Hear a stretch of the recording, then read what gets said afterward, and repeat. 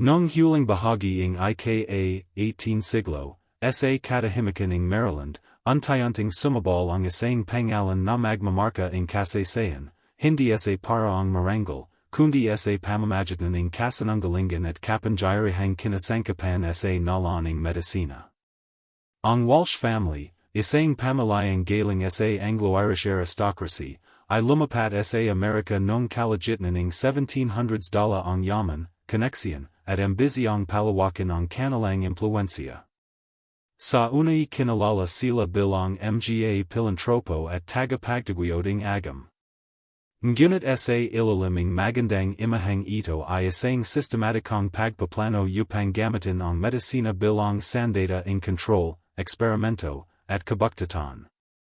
Pinamunuan ing patriarchang si Dr. Erasmus Walsh, isang manggagamat na sinanay sa Edinburgh at kilala sa Europa bilang henyo ing makabagong pagamat, itinatag nila ang Walsh Infirmary, isang institusyong medical na itineo sa labas ing ang ospital na ito ay inilarawan bilang pinakamakabago sa panahong iyon, may sariling botanical garden para sa mga gamit, anatomical theater, ayon sa mga talamula sa isang whistleblower na dating nurse sa infirmary, may espesyal na bahagi ang ospital kung saan hindi pinapayagan ang kahit sinong staff na walang pahintsalating mismong pamilya.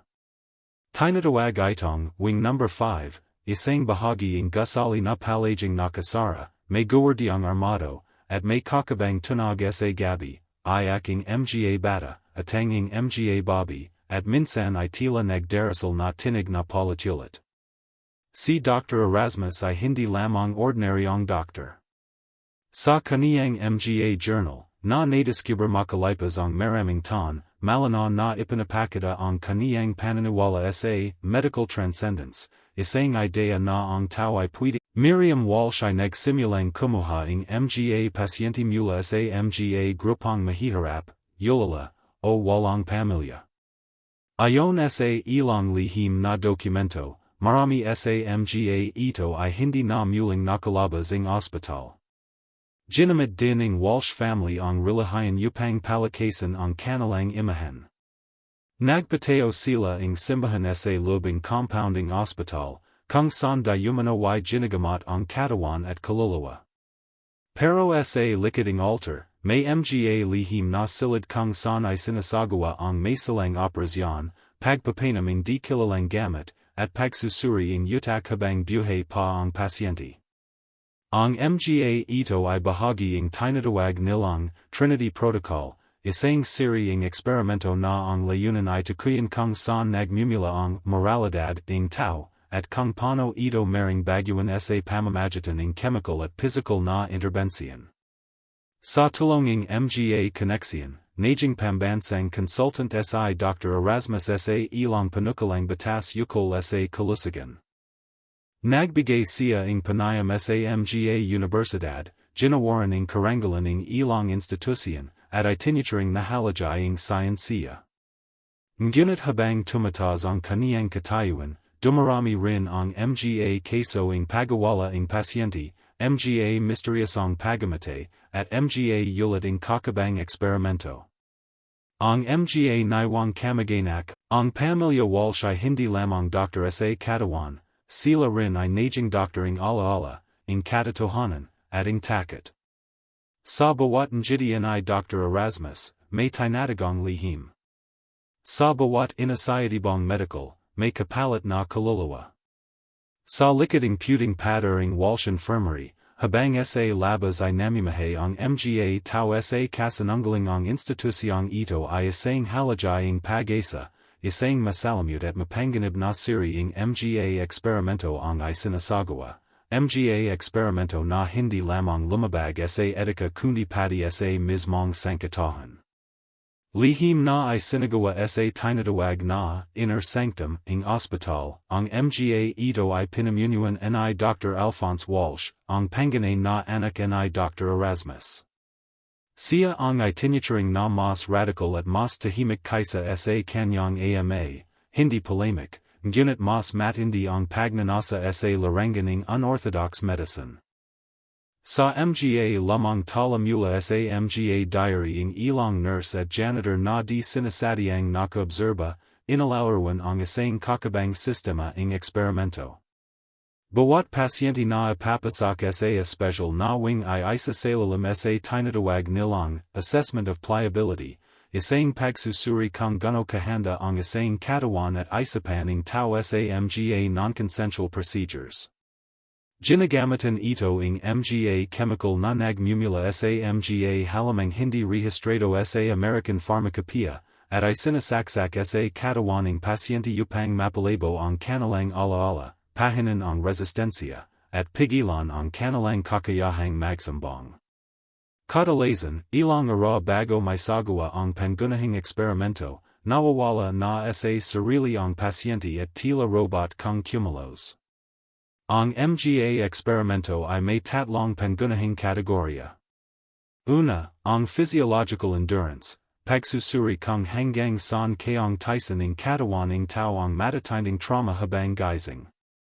Pangalawa, ang psychological reconditioning, kung saan sinasubukan nilang baguhin ang moral compass ng isang pasyente gamit ang combination ng droga, isolation, at induced hallucinations.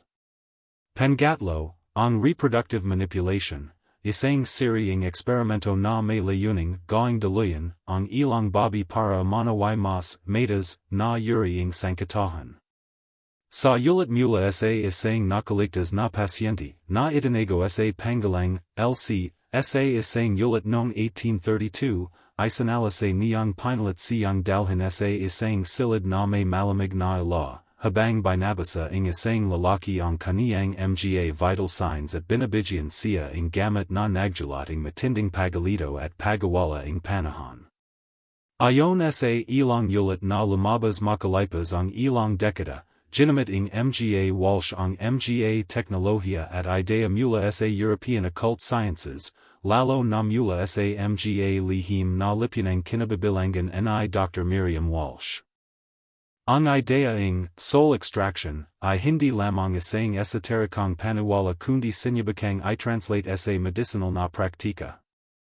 May mga ulat na ang ilang pasyente ay pinipilit ilagay sa estado ng lucid sleep, habang ay sinasagawa ang cranial trepanation o pagbabutas sa bungo upang makita raw kung saan nagmumula ang memorya, takot, at pananampalataya. Ang mga tala mula sa mga medical records na lihim na nailabas ay nagpapakita ng mga terminong kagaya. Ayon sa mga tala, ito'y ginagamit upang pukawin ang tinatawag nilang latent abilities ng tao, isang pseudoscientific na konseptong pinaniniwalan nilang may bahagi ng utak na maring buksan upang makamit ang heightened intelligence o supernatural perception. Ang mga bata ay hindi rin ligtas. Maraming ulat na may mga ulalang kinukuha mula sa kalapit na mga institusyon, ipanapangakang pag-aralan o bibigyan ng matatiran, ngunit nawi sa pagkakakilang sa ilalim ng infirmary. Dun, ay sinasalalim sila sa sensory deprivation tanks, mga sisidlang may lamang tubig na may eksaktong temperatura ng katawan upang tanggalin ang pakiramdam ng palagid, habang politulat na pinatutagtog ang isang tinig na bumabilang ng mga ideolohang gustong ipasak sa kanilang isapan. May mga batang nawalan ng kakayahang magsalita, at ang ilan ay hindi na muling nakapagsalita o nakapaglakad makalipas ang ilang buwan sa lobing eksperimento. Walang ni isa mang opisyal na tala ng pahinsalat mula sa mga pasyente o kanilang pamilya. Laha ay sinagawa sa ilaliming panlalanlang, pananako, o pagpapalabo ng katinuan. Ang mga medical journal ng Walsh ay hindi kailanman naipublish sa akademikong sirkulo, kundi ay sinulat sa isang sariling cipher, isang lihim na alpabito na sinasabing battery sa combination ng Latin, Hebrew, at Aramaic. Sa mga panahong iyon, ang sinumang nagtangkang magsiwalating lihim ay misteryosong nawawala, natatagpuang wala ng buhay, o kaya na may tinatawag na value ng mismong ospital na siyang nagsagawa ng mga eksperimento sa kanila. Isa mga pinakanakajimbal na aspeto ng kasaysayan ng Walsh Infirmary ang siri ng mga pagawala na nogne sa mga batang yulala at pasyenteng walang kamag-anak. Sa simula, tila karaniwan lamang ang mga incidenteng ito, mga kasong hindi sinasadya, mga pasyenteng di umano y lumayas, o mga batang ipinampon sa mga pamilya ra na mas may kakayahang magtagyod. Ngunit habang lumilipas ang panahon, unti-unting lumitaw, Adeline noong 1804, nabanggit ang kakabang presensya ng isang babi na palaging nakaitim, may kasamang mga matapunang lalaki, at laging may dalang listahan. Ang babaeng ito ay kinilalang sa Dr. Miriam Walsh, kilala sa medicinal na komunidad bilang dalabhasa sa neuropsychiatry. Sa diary, ay sinulating madre na ang mga batang napili ni Dr. Miriam ay tila dumadayan sa pagsusulating tinjin lamang, may binubulang siya, saka tatahimik ang bata, at pagaraning ilang ara ay saka dadalhin ng mga lalaki ang batang iyan. Minsan ay may kasamang regalo o pera para sa institusyon, kapalit ng katahimikan. Sa mga medical records ng Walsh Infirmary na nerkober mula sa mga nasirang bodega ng lamang ospital, may tinatawag na type Z profiles, mga pasyenteng walang pangalan, walang numero, at walang kasaysayan. Ang mga dokumentong ito ay puno ng medical na terminolohiyan ngunit walang kahit anong personal na impormasyon. Sa balat kung sujuring mabuti, makikita ang edad ng mga pasyente, karamihan ay nasa pagitan ng 7 hanggang 15. Sa mga report na ito, makikita ang paulit-ulit na paggamit ng mga termino tulad ng neuroelastic compliance, pain response modulation, at subconscious language mapping, na tila may layuning tuklasin kung paano maimpluwensyahan ang batang isip upang tanggapin ang mga ideolohiyang naisatanim ng mga mananaliksik. Isang ulit mula sa isang dating medical technician na nagtago sa Pangalang, Harlan, ang lumitaw noong 1838. Ayon sa kanyang testimonya, may isang underground facility sa ilalim ng infirmary na tinatawag nilang The Garden. Dun, ang mga bata ay inalalagay sa magkakahiwalay na silid na may salaming isang direksyon. Mula sa kabilang bahagi, pinagmamasdan ng mga doktor ang kanilang kilos habang tinatugtog ang mga kakabang tunog, binabasa ng ala ang kanilang mga mata, at sinusubukan ang mga gamit na nagdudulating pagkakalamit o matinding pagsanad. Ang lugar ay amoy formalin, may pattern na may mga marka ng kuko, at may mga laruan na hindi ginagala sa sulak, tila bang sinadayang lumika ng illusion ng normalidad, kaya't ang bawat bahagi ng lugar ay dinisenyo para sa control. Isa pang keso ang shumabag sa isang lihim na ulit na ipinasa sa mga autoridad ng simbahan, isang batang babi na kinilalang sa Elsie, walang tanggulang, ay bigla na lamang nawala matapos dalhin sa ospital para sa simpleng lagnat. Ang mga magilang naya ay isa sa ilang may kakayahang igiat ang kanilang karapatan. Sa lobing apat na linggo ay paulit-ulit silang tinanggihan ng infirmary, sinasabing wala ra nadalang pasyenteng ganon. Ngunit nang dumilog sila sa local na diaryo at inalafla ang kanilang apela, biglang may lumabas na death certificate para kay Elsie, permado ng isang doctor na wala sa listahan ng mga tauhan ng ospital. Lalong lumabo ang katotohanan ng malaman ng mga magulang na hindi rin nabigay sa kanila ang katawan ng anak. Sa kabila ng panawagan ng simbahan at komunidad, hindi na rin nila muling natantan ang kinararunan ni Elsie.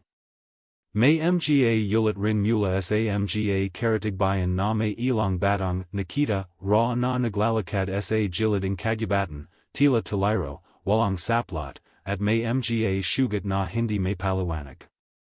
Kapag tinatanong sila, ang sagot ay paulit-ulit na dinala ako ni doktora sa ila. Marami sa mga batang ito ay hindi na rin muling nakalala, sapagkat wala silang kakayahang magsalita ng mayos o kilalanin ang sarili nilang mga pangalan. Habang patuloy ang pag-ikot ng mundo, tila sinadayang maala sa kasaysayan ang mga batang ito. Wala sa mga opisyal na dokumento ng estado, walang binyag, walang libing, at walang pangalan sa mga lapida. Sa gitna ng mga lihiming Walsh infirmary, isang lalong nakakikilabot na bahagi ng kasaysayan nito ang untayanting nongkat matapos ang pagamatay NIDR. Erasmus Walsh, ang pagtatak ng pamilya sa tinatawag nilang sacred vessel transfers, isang masalamut na siri ng mga ritual, medical na presiso, at pananiwalang nakaangkla sa idea ng pagpapalapat ng essence ng isang tao sa ibang katawan. Bagaman walang opisyal na tala sa mga medical textbook hinggil sa ganitong klaseng presiso, sa mga niwang codex ng pamilya, malinaw ang intensyon. Ang buhay ng tao ay hindi lamang physical, kundi maring i-disassemble at i-transplant tulad ng organo. Ang sentro ng ideolohiyang ito ay si Dr. Miriam Walsh, na sa mga huling taon ng kanyang buhay ay hindi na lumalabas sa publikong ngunit patuloy pa ring gumagawa ng mga eksperimento sa ilalim ng infirmary.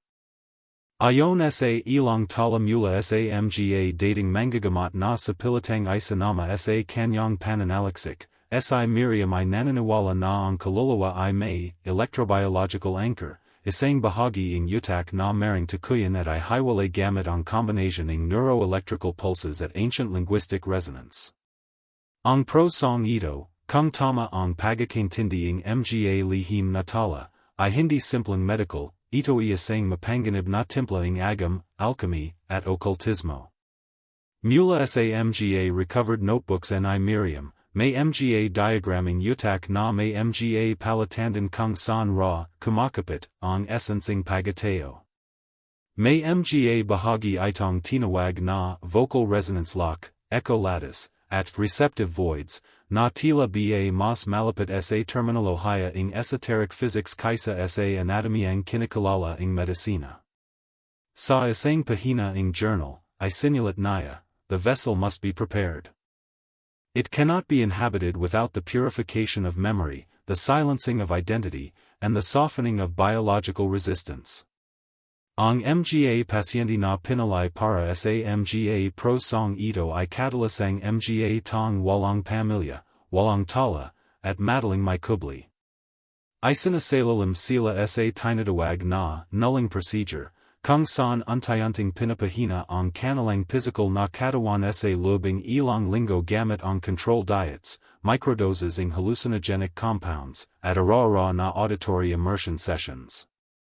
Sa mga sesyong ito, politulat na pinatutugtog ang tinatawag na tuning sequences, mga chant na binubuo ng sinonang wika at pinalalakas sa pamamagitan ng copper wire resonance tubes. Sa isang pagkakataon, isang dating nurse na tumastigo sa isang lihim na pagpapulang sa lubing infirmary ang naglahad na may isang pasyente na pinalit i-transfer ng essence ng isang matandang doktor na nasawi sa isang eksperimento. Ang presiso ay tumagaling tatlong ara. Sa anang ara, ay sinalalim ang lamang bangkay sa cryosuspension habang pinapigilan ang ganap na agnes. Sa ikalawang ara, sinimulan ang pagpupulsyahan ng tinatawag nilang soul code, isang string ng mga ancient syllables na ay sinasabay sa electroshock stimulation ng utak ng bagong katawan. Sa ikatlong ara, ay sinagawa ang actual na ritual ng transfer, kung saan sabay na pinapahinto ang tibak ng puso ng dalawang katawan sa pamamagitan ng synchronized electromagnetic collapse, at sabay ding pinapalakas ang brainwave frequency ng pasyenteng tatanggap. Mula sa ulating nurse, matapos ang presiso ay bumangan ang bagong katawan, tahimik, nanginginig, at may tinig na halos eksaktong katsalat ng matandang doktor. Ngunit hindi ganap ang pagkakatransfer. Ayon sa kanya, ang mga anang linggo ay puno ng possessive fractures, mga episode kung saan tila may bumabalik na alaala ng orihinal na katawan. Ang mga ito ay tinuturing na rejection symptoms, at kadalasan ay tinatapos sa pamamagitan ng high-voltage sedation o surgical recleansing ng frontal lobe. Hindi laha I nagtagumpe. May ilan na agad namate. May ilan na nabali, nanatiling buhay ngunit hindi na muling nagsalita. Ang mga pro song ito I hindi ginamit lang para sa eksperimento, kundi naging sandata ng control sa lubing dynasty. Kapag may kasapi ng pamilya na itinuring nilang, hindi karapat dapat, siya ay tinatanggalan ng karapatan at tinatanggalan ng sarili. Sa halip, ang katawan niya ay ginagawang lalagyan para sa kaluluwa ng isang pumanaw na miyembro na mas mataas ang rango. Sa ganitong paraan, pinaniniwalang hindi namamatay ang kapangyarihan ng pamilya, lumilipat lamang ito, paulit-ulit, sa ibang anyo. Ang konsepto ng immortality through essence migration ay matatagpuan sa ilang kulturang Asayano at African tribal belief systems, ngunit bihira itong isama sa medicina. Sa balat sa Walsh dynasty, tila naging batayan ito ng kanilang medicinal na layunin. Ang buong infirmary ay tila ay dinasenyo upang maging isang templo ng pagsabak at pagsasalan ng buhay. Isang lugar kung saan ang katawan ng tao ay hindi isang bagay na ay ginagalang kundi isang lalagyan lamang, pansamantalang sisidlan ng isang mas mahalagang enerhiya.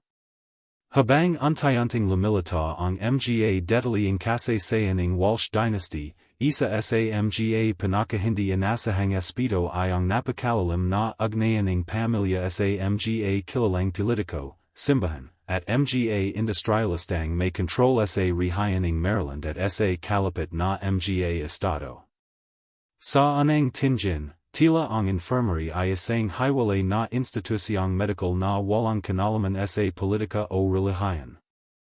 Ngunit sa masusing pagsusuri ng mga dating legal documents, liam, at mga donation ledgers, nataklasan na ang kapangyarihan ng mga Walsh ay hindi lamang nakasentro sa agam at medisina kundi sa mas malawak na estruktura ng lipunan, isang invisible na kame na gumagala sa likod ng mga desisyong pampamahalan at panrelihiyon.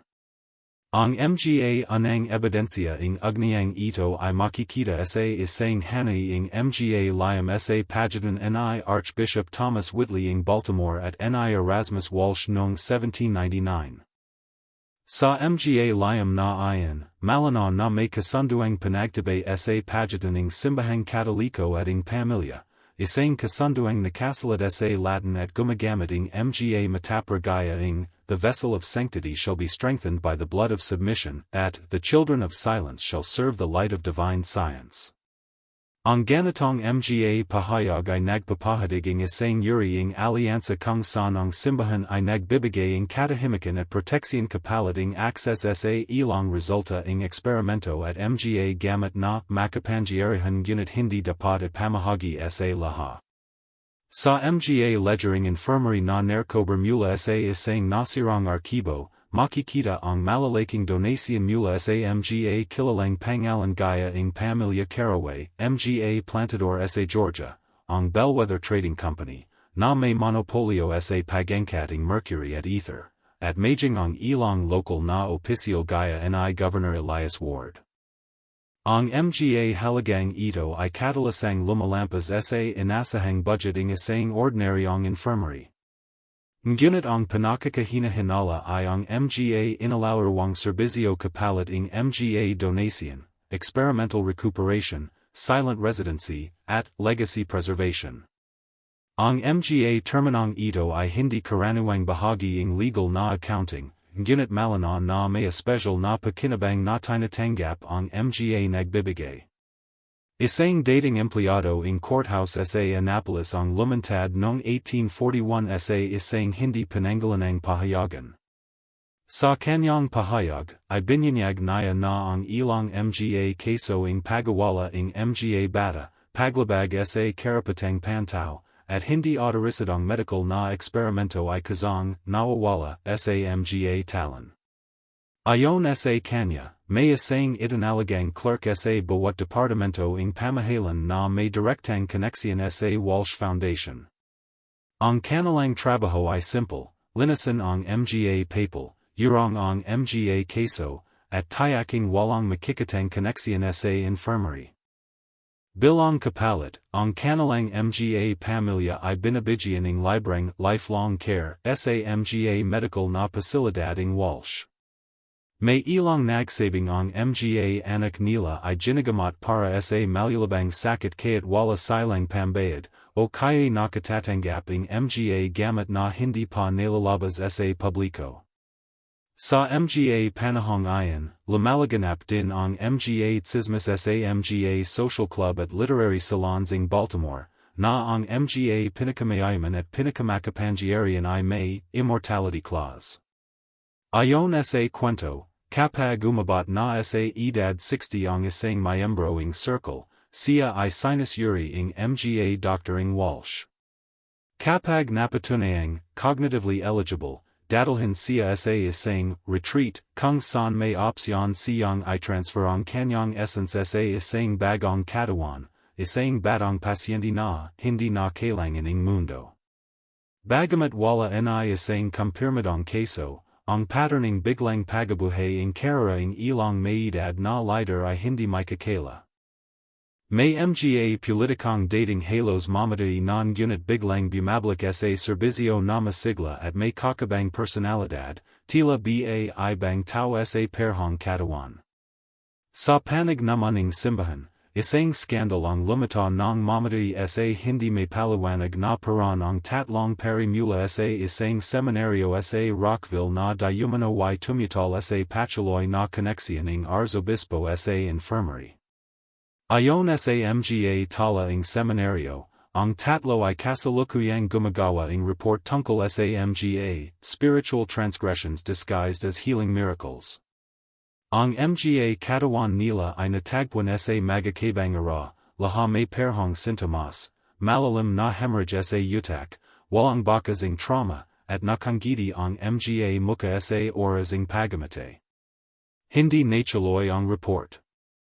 Sa halip, isang opisyal na mensahe mula sa arzobispo ang inalathala, isang babla tungkol sa paghahanap ng liwanag sa mailing anino. Sa mas maitas na antas, may mga indikasyon na ang pamilya Walsh ay tumutulong din sa ilang pang-international na eksperimento na may kaugnayan sa eugenics at mental conditioning. Sa pamamagitan ng kanilang koneksyon sa European aristocracy, may mga journal entries mula sa isang German visiting scholar na nagsasabing nakakita siya ng American Center of Pure Transhuman Theory sa Maryland. Ang nasabing lugar ay inilarawan niyang a sanctum of order and divine ambition, kung saan ang utak at kaluluwa ng tao ay tila sanasanay upang maging sunod-sunuran sa mga sistemang binuo ng pamilya, hindi para sa kalusugan, kundi para sa walang hanggang control. Isa sa mga pinakanakagugulat at lubos na nakakabahalang bahagi ng kasaysayan ng Walsh dynasty ay ang masusing pagbuo nila ng isang alternatibong sistema ng kaalaman, isang lihim na medical philosophy na tinatawag nilang corpus obscura. Ang sistemang ito ay hindi lamang simpleng teorya kundi isang malawak na koleksyon ng mga teksto, ritual, anatomical diagrams, psychological schemas, at metaphysical theorems na panagsama-sama upang bumuo ng isang buong worldview kung paano dapat tingnan, gamitin, at kontrolan ang tao, hindi bilang isang individual, kundi bilang isang reprogrammable conduit of purpose. Mula sa mga na-recover na manuscrito sa ilaliming lamang infirmary, particular sa mga silid na tinatawag nilang the quiet chambers, malanaw na ay sinulat sa Latin, Griego, at lamang Aleman ang mga pangunahing prinsipyo ng corpus obscura. Ilan sa mga pinakakilalang volumes ay may mga pamagat na tulad ng De Humana Silentius, Vita Dissecta, at Codex Praesentia. Sa lobing mga aklat na ito, sinasalaysa ang isang alternatibong kasaysayan ng medisina, isang kasaysayan kung saan ang pagdarusa ng tao ay hindi isang bagay na dapat paksain, kundi isang don upang hubajan ang mas maitas na anyo ng pagateo. Sa sistemang ito, ang karamdaman ay hindi isang kaway kundi isang passage, isang tulay patungo sa transformation. Ayon sa mga journal ni Dr. Erasmus at Dr. Miriam Walsh, ang mga pasyente na dumaranas ng matinding sakit, trauma, at hallucination I tinadawag nilong conduits of transition. Ang kanalang mga katawan at isapan I ginagamit bilang mga experimento sa pagbuwag ing identidad at muling pagtateo ing pagateo. May isang bahagi sa codex presensya kung saan I sinasad, only when the vessel breaks shall the essence pour freely, and only then can the architect rebuild it in his image. Mga pangunahing practice sa ilalim corpus obscura I ang tinatawag na resonant fragmentation, isang preciso ing pagpapahalaying mental coherence ing isang pasyente gamit ang sunod-sunod na psychological conditioning, deprivation ing sensoria, at neurochemical induction. Ayon sa ilang ulit, ginagamitan nila ing tinatawag na voice cubes, mga kahan na may speakers na tumatunog ing paulit-ulit na boses na may malahypnotic pattern. Ito ra ay ginagamit habang natutulog ang pasyente, at sinasabayan ing pag-injecting microdoses ing toxins na nagiging sanhi ing vivid dreams, memory displacement, at temporary paralysis. Bukod dito, may tinatawag din silang mirror reassignment protocol. Sa prosong ito, ang pasyente ay inalalagay sa isang silid na may walang salamin, bawat isa ay may kakabang frequency ing ala. Ara-ara, siya ay pinipilit tignan ang sarili sa salamin habang tinatanong ing perhong tanong, sino ka, at bakit ka dapat manatalay? Kapag ang pasyente ay paulit-ulit ng nagakamali sa sagot o nawawala sa kanyang personalidad, ay tinuturing siyang prepared vessel. Ibig sabihin, ang kanyang dating identidad ay halos nabura na, at siya ay handa ng iprograma muli. Ang corpus obscura ay hindi lamang limitado sa mga experimento. Ginamit din ito bilang manual para sa pagsasanay ing mga tinatawag na custodians, mga piling miyembro ing pamilya Walsh o piling estudyant na sinanay upang maging tagapagpanatili ing kalaman at tagapagsagawa ing mga ritual. Ang kanilang pagsasanay ay tumatagal ing pitong taon, bawat taon ay may temang bahagi ing katawan na kailangang pag-aralan hindi lamang sa physical na aspeto kundi sa metaphysical implication. Halimbawa, ang unang taon ay tinatawag na year of the tongue, dito pinag-aralan nila kung paano ang wika ay maring bumuo o bumawag ing realidad. Ang ikatlong taon ay year of the spine, kung saan tinutukoy ang tinatawag na axis of obedience, isang bahagi ing gulagad na sinasabing sentro ing submission at willpower. Sa mga documento ing mga dating custodians na naglayas mula sa infirmary, may mga detalyeng nagsasabing ang pagsasanay ay hindi lamang maharap kundi puno ing psychological breakdown. Ay sinasagawa ra ang tinatawag na disassociation trials, isang yuri ing pagsabak kung saan ang isang trainee ay isinasara sa siliding tatlong ara, walang ala, pagkain, o tunog maliban sa kanyang sariling hininga at mga salitang inukit sa patter. The vessel must listen to the silence, for therein lies the command. Ilan sa mga hindi nakapasa ay nawalan ing pag-isip o nagpakamate. Ngunit ang mga nakatapos ay sinasabing hindi na bumabalik sa dati nilang personalidad, kundi naging buo na bilang bahagi ing corpus, isang tang walang sariling layunin kundi sundan ang kalubaning sistema. May mga indikasyon din na ang corpus obscura ay ginamit bilang modelo para sa mga therapeutic programs na ipinasa sa ibang ospital, lalo na sa mga pasilidad na tumanggap ing funding mula sa Walsh Foundation.